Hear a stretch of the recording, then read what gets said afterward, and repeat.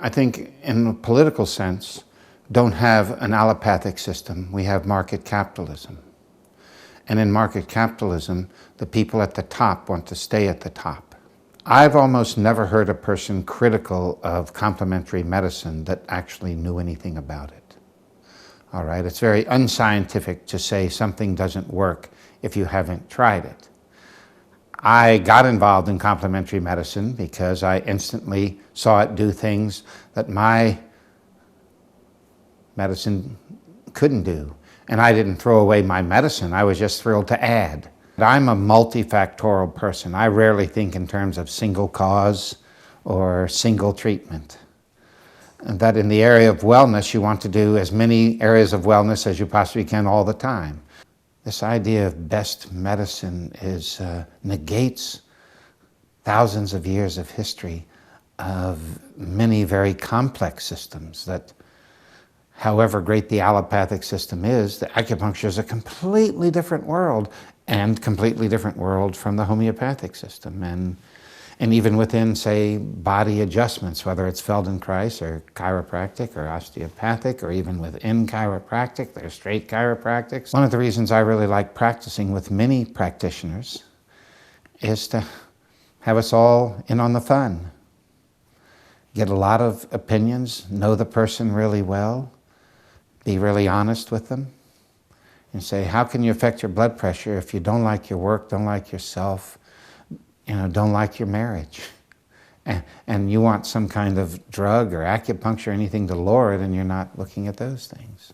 I don't like the phrase treating a patient with compassion. I like the idea of being a compassionate person for a healthy human community.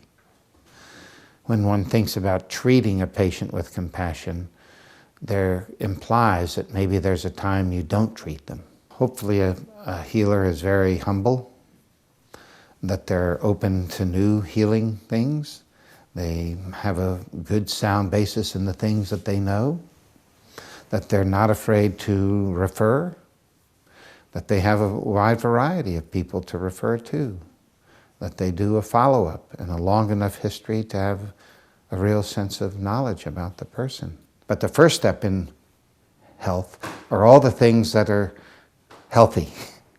On the individual level, all the wellness things, on the human level, and being healthy in your relationships and knowing really how to be a friend and to love all of humanity.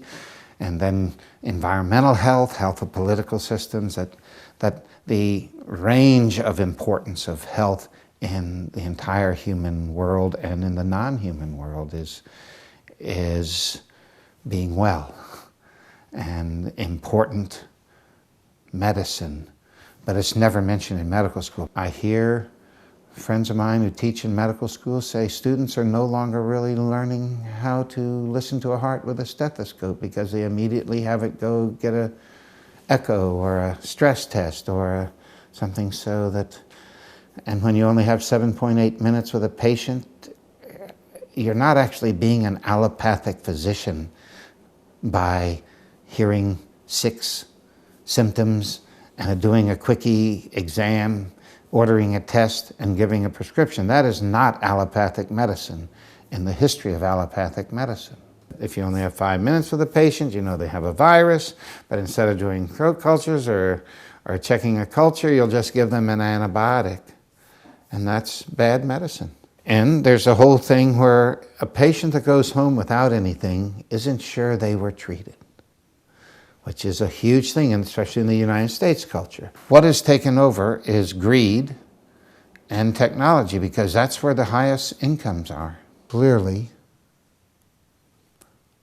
technological greed medicine makes the worst mistakes numbers-wise.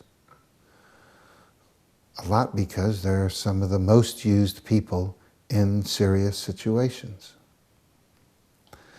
And the emergency room is America's family doctor. My first experience with complementary care was with acupuncture. I think I told you. I had an aunt who couldn't do this. She had rheumatoid arthritis, hadn't lifted her arms above her head 15 or 20 years. After the first acupuncture treatment, I could have been a faith healer. She put her arms over her head, and she couldn't believe it, told everybody. And I made her 2 commitments: to serve humanity in medicine, and I've been a free doctor in every way for 40 years. And the other was, how can I be an instrument of peace and justice? So I decided to only be happy the rest of my life, every day, all day long, that I was going to be disgustingly happy. And that meant wearing costumes, it meant loving the world and playing and connecting. I'm an extreme extrovert even probably before I made those decisions. And I found the world really uptight around loving, really uptight around connecting, and mistrust and hierarchy and all of those things. And what I noticed is that clowning was a trick to get love close, that in a clown costume I can do things to people that in a suit there's no way I could do them. Saw that humor helped prevent burnout. It helped, humor's a real hierarchy killer. That humor is a painkiller. Humor sets an environment for cooperation and people getting along. It really, as a communal person, it really was essential to make the commune fun.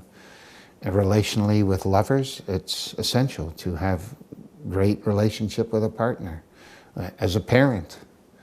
So, I mean, the 6 qualities we insist on in a full-time staff at our hospital are happy, funny, loving, cooperative, creative, and thoughtful.